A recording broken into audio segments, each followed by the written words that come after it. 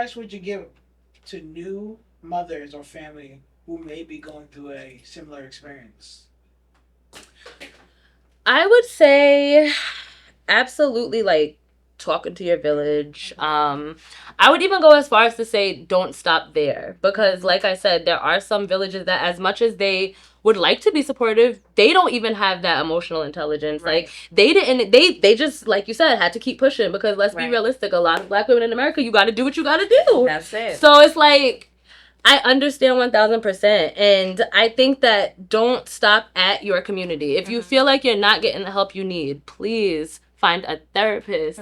Please, like, reach out to mental health hotlines.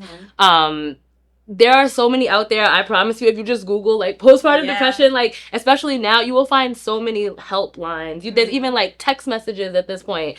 So I think my biggest advice would be just that. Like, don't stop communicating. And if you're not getting what you need, don't continue to stop at your community, but keep looking outward at, like, who can help you. Yeah, that's very important. That's key, especially nowadays. And I agree that it has gotten better, and I'm so grateful for that because it's so needed. It's very much needed. For me, I feel like I would just say, you know what? Don't give up on yourself.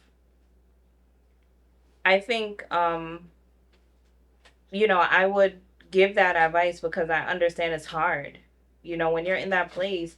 I mean, looking back, it's easy to speak about, right? Like, oh, I know all the answers now. You know what I mean? If I had to do it again, I could probably have better results. But for someone who doesn't have that experience, doesn't have someone to advise them in that way, just keep going, because if you stop, you'll never get to that point of change. You'll never be able to see what could have been different. Like ask for help if you need it, but if you're at the point where you need help and you go to ask for it, try to find some time to pour into yourself, especially as a new mother, when you're navigating even a relationship, when, a lot of us are working at the same time and have to try to incorporate all those different factors into our day-to-day life. It can be very hard and overwhelming, but you can do it. You can do it. If I could do it, if you could do it, there's plenty of other women out there that are doing it daily. You can. It may be hard at first. You may not have all the answers, but keep going. Be the best mother that you can be. Be the best partner that you can be. But know that if you need a break, it's okay for you to say, like, I need a break.